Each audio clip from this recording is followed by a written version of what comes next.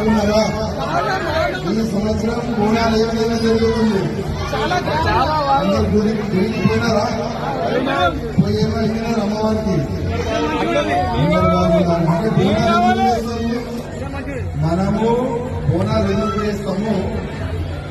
యువకులకి తెలియాలి. ఫస్ట్ చాలా మంది యువకులు ఏ విధంగా అంటారంటే బోనాలంటే తాగాలే, డ్యాన్స్ ఆడాలి.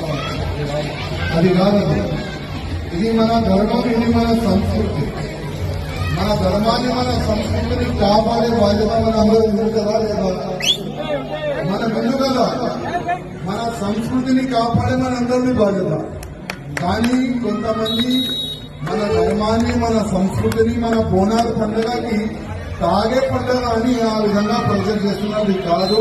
బోనాలంటే మనం అమ్మవారికి మొక్కుతాం, మనం పూజ చేస్తాం.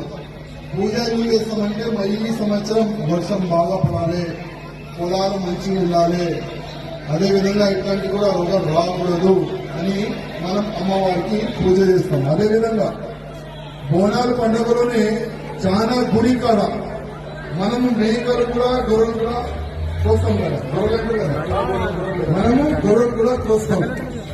కానీ దురదృష్టం ఏంటంటే చాలా వరకు కోయోళ్ళు ఎవరుంటారు? చాలా మంది ముస్లిం వాళ్ళని పిలుస్తున్నారు కోయిని. అది చాలా తప్పు.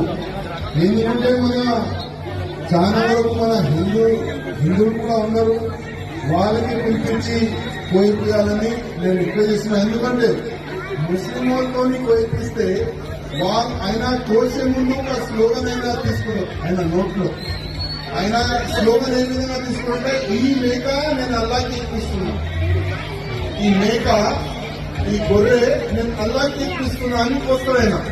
అది ఎంగిలైందా లేదా? ఎంగిలైపోయింది కదా. అదే ఎంగిలైనా మనం అమ్మవారికి ఇప్పిస్తామా? ఎక్కియం కదా. అందుకోసం అది చిన్న నాలెడ్జ్ కానీ చాలా పెద్ద మాట. మన అమ్మవారికి ఎంగిలి ఎట్టి పరిస్థితుల్లో ఎక్కియొద్దు. మన హిందువులకి పిలవాలి. మన హిందూ పోయేందుకు జయమాతాదేవికి వస్తాడు. అందుకోసం